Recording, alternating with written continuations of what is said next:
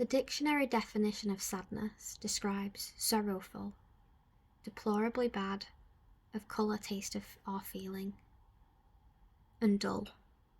So sadness is a negative feeling of low energy and a sense of dislike. The description hints of the taste and feeling being disliked and the sorrowful nature of the feeling.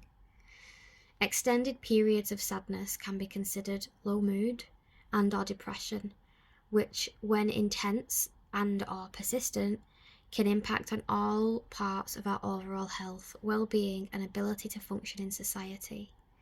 So we can feel sad occasionally and just for a moment, or for a few hours. We might feel sad about something in general. Or we might just feel sad for no reason. I know sometimes women feel sad when they're on the hormonal cycles because our hormones are just playing a role in our moods sometimes. Sometimes it can just be that we're tired and so we're more prone to feeling sad because our reserves aren't there for our window of tolerance, which I'll cover in another video. And other times it can be for an extended period of time, which is when it becomes experiencing of low mood and depression. Common experiences of sadness and its relative feelings of sorrowful, low mood and depression. So thoughts that you might have when experiencing those type of moods and feelings may include, life is meaningless, this is too painful, bad things keep happening, I feel low of energy and enthusiasm, this is pointless and has no meaning, what's the point in trying, if I feel good it won't last and then I'll feel like this again, I'm not good enough, lack of clarity or lack of ability to think clearly, difficulty problem solving or difficulty organising your thoughts.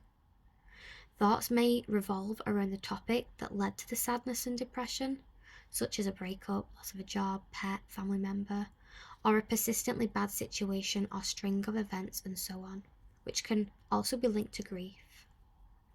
Thoughts of ending your own life may be present in various ways. Feeling unheard, abandoned, used, not considered, abused, unjustly treated, and such on. Things like that might revolve around the different thoughts that you're having about yourself, life, and your moods.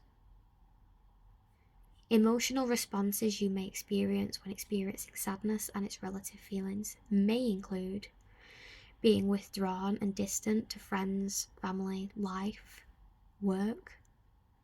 You might find a deep sadness, tearful, sleepy, avoidant. You might have exhaustion, anger, frustration, irritability, low mood, numbness, disassociation, depersonalization, and numbness such as empty and lacking. Urges that you might experience when feeling sad and its relative feelings might include to sleep 24/7. Lacking in urges may be part of this experience of low motivation or anything else that might link to that. This can be anything directly linked to the behaviours that you experience through these experiences and feelings as well. The intense need to run away or physically remove yourself from a situation. The need to press this massive big red button that stops everything and pauses everything for a moment so you have space to feel and gather yourself to have the energy to deal with something. You might have the urge to drink, self-harm, or fight with others as a way to feel something else or stop the pain of the sadness. Behaviours you might find yourself engaging in when experiencing intense sadness and its relative feelings may include a difficulty with personal care and hygiene, including eating or overeating, cleaning and showering, as well as a lacking sense of presentation about how you present yourself to the world. Some people who experience these feelings do a really good job of hiding how they're feeling by actually taking very good care of themselves visually. But it takes a lot of their energy and it can often take the reserves that they would then use to actually get on with the other tasks in life and make things harder in other places. Withdrawal from hobbies might happen. Withdrawal from connections with others might occur. A difficulty with work tasks and performance may drop. You might find the need to hide in specific clothes on at the back of the room by staying quiet and not speaking, to avoid conflict, avoid advocating for yourself at all, and lacking good boundaries. Other behaviours might include overspending or not spending anything, not living at all, avoiding people and social interactions, withdrawal again. There might also be behaviours that engage with self-harm, fighting, drinking, drug use. And there might be a low tolerance for people talking, music, or anything else that's like a stimulatory type event.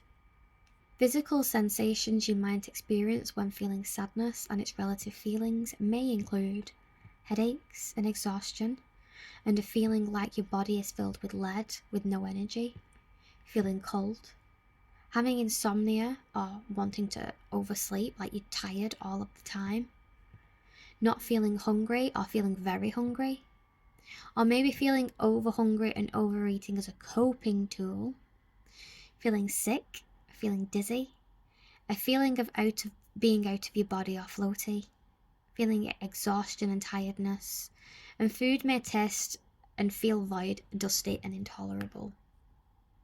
Reflective questions for your experience of sadness and low mood might be helpful to look at include: what does this information prompt for you? What aspects of this do you think you might have experienced? What memories or events can you remember that connect with these experiences? When do you think you experience these symptoms now? Is there anything these symptoms tell you about how you hinder your own emotional fulfillment and recovery to live life and feel fulfilled and happy? Is there anything else these symptoms tell you about what your self-care needs might be? And does sadness come up regularly? And why might that be? Is it linked to specific people, events, hormonal changes, foods? Or is it something that is just present for you? And that's something that might need a little bit more digging to understand what's going on for you and where you might be hindering or needing to help yourself with that. Sometimes sadness becomes a way of being because it's the main emotion that you're used to experiencing, especially if you've been depressed for a very long time. And sometimes we keep ourselves stuck by kind of wallowing in it in a way because we find it's familiar and therefore it feels safe. And so sometimes we keep ourselves stuck by not being honest with ourselves about how we are keeping ourselves stuck. So not to say that's what's going on for you, but it is something to be aware of. And it isn't about shaming somebody, it's about awareness and helping ourselves be honest so we can find recovery and live a happier life. Other videos that might be helpful when feeling sadness, low mood, and the like might include soothing tools for sadness, low mood, and depression, the safe memory and visualization techniques, the guided meditation for sadness, loneliness, numbness, and other low mood feelings might also be helpful. And the inner child visualization meditation might also be helpful. I hope this video was helpful, if not interesting. And if it was, please click like and subscribe, and I'll see you again soon.